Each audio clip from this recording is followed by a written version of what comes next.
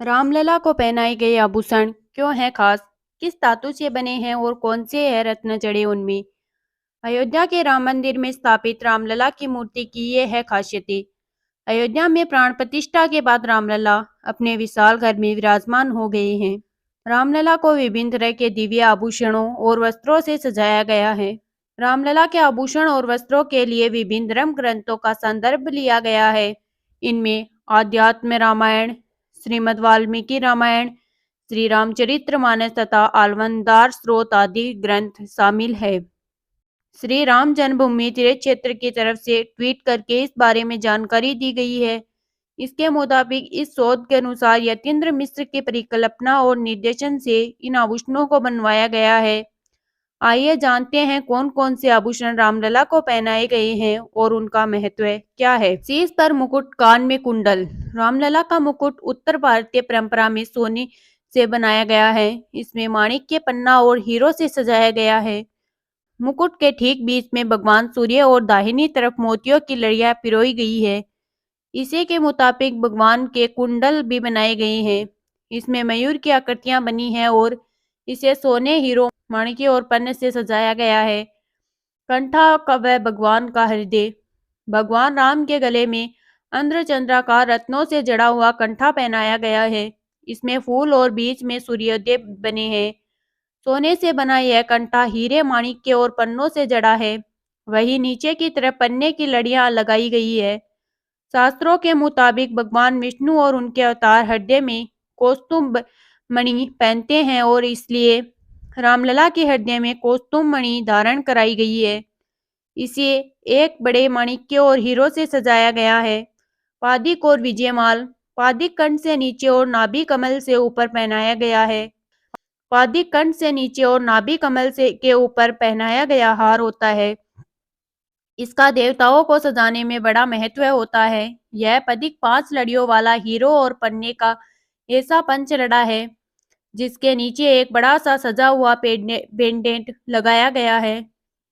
यह भगवान को पहनाए जाने वाला तीसरा और सबसे लंबा व सोने से बना हार है।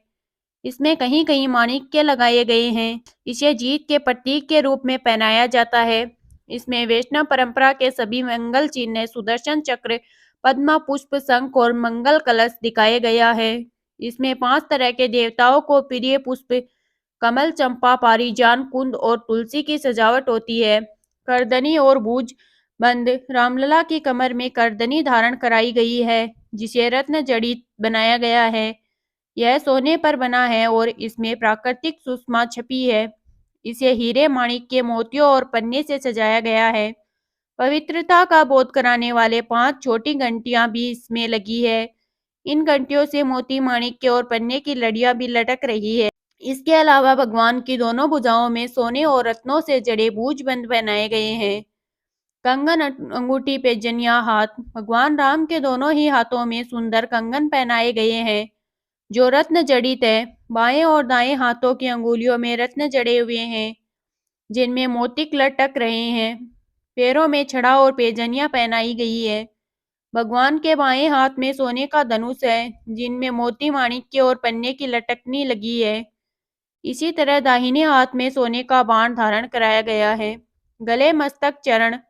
रामलला के गले में रंग बिरंगे फूलों के आकार वाली वनमाला पहनाई गई है।